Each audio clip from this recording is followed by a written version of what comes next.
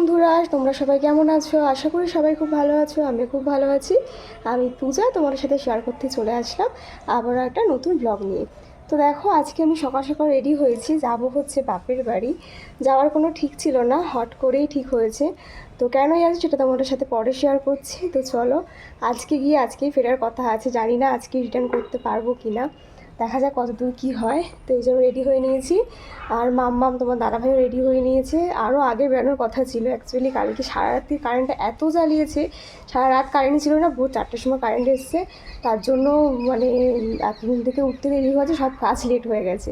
যাই হোক, চলো আজকে বাড়ি যাচ্ছি, কী করছি সবটাই শেয়ার করবো। তো চলো ব্লগটার সাথে থাকো আর ব্লগটা দেখতে থাকো। তো চলো ভিডিও দেখা হচ্ছে। দেখো বন্ধুরা, এরপরে কিন্তু আমরা 3জন মিলে রেডি হয়ে গিয়েছিলাম বেরানোর জন্য। তো দেখো, তোমার দাদাভাই গাড়িটা বার করে নিয়েছিল। আর আজকে প্রচণ্ড গরম ছিল, আর ওদিকে মামাও রেডি হয়ে গেছিলো।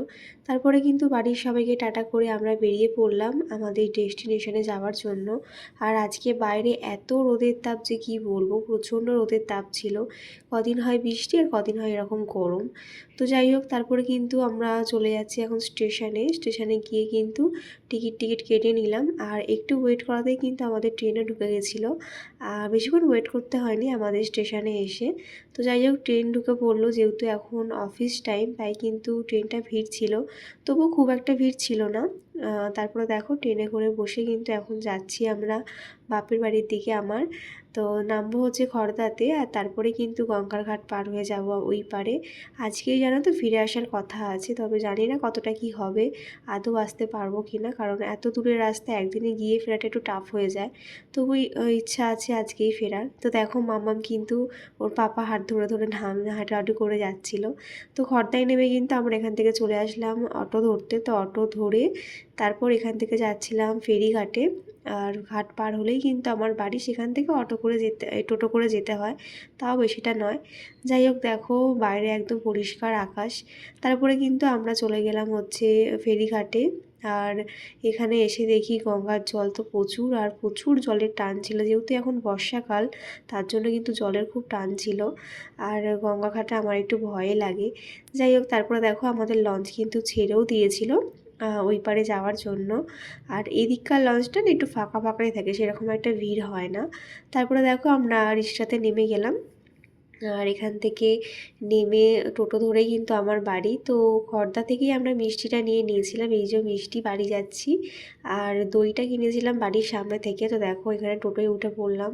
আর গরমে একেবারে মেচাকার অবস্থা সবার, আমার মামাম সবারই মানে গরমে বেহাল অবস্থা হয়ে গেছে, দেখতেই পাচ্ছ। তবুও তো মামাম আজকে অতটা কিছু বলেনি, চুপচাপই এসেছে।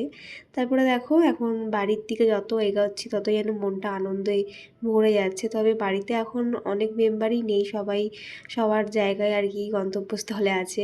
তো দেখো, এখানে দইও নিয়ে নিয়েছিলাম, তারপর কিন্তু চলে আসলাম বাড়িতে। তো বাড়ি এসে দেখো, এখানে আমার পিসি সাজিয়ে দিয়েছিল তোমার দাদাভাইকে লাঞ্চটা। তো এখানে আমি আমার বোন সবাই মিলে লাঞ্চ করে নিলাম।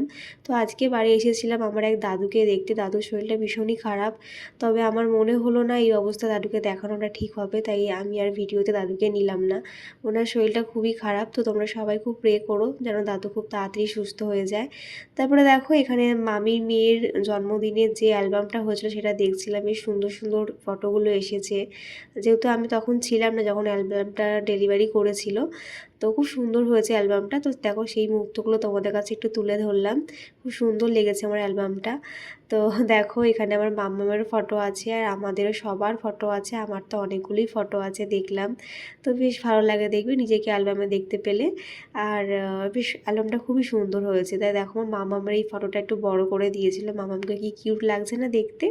যাই হোক, এইভাবেই কিন্তু আজকে বাড়িতে এসে একটু সুন্দর সময় কাটালাম, সবার সাথে একটু গল্প হলো, অনেকদিন পর দেখা হলো। বাড়িতে আসলে দেখবে মনটা কিন্তু এমনিতেই ঠিক ভালো হয়ে যায়।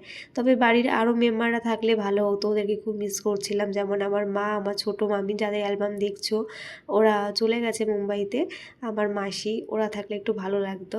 তারপরে দেখো, বিকেলবেলায় তোমার দাদাভাইকে দই মিষ্টি দিয়ে দিয়েছিল আমার বোন। তো সেটা দেখো আমি আর তোমার দাদাভাই মিলে খেলাম। আর তারপরে কিন্তু আমরা রেডি হয়ে গেছিলাম বাড়ি যাওয়ার জন্য। তবে বাড়ি আর আজকে যাওয়া হয়নি। তো কি হয়েছিল সেটা তোমাদের সাথে নেক্সট পার্টে শেয়ার করব। আজকে শেয়ার করলে ভিডিওটা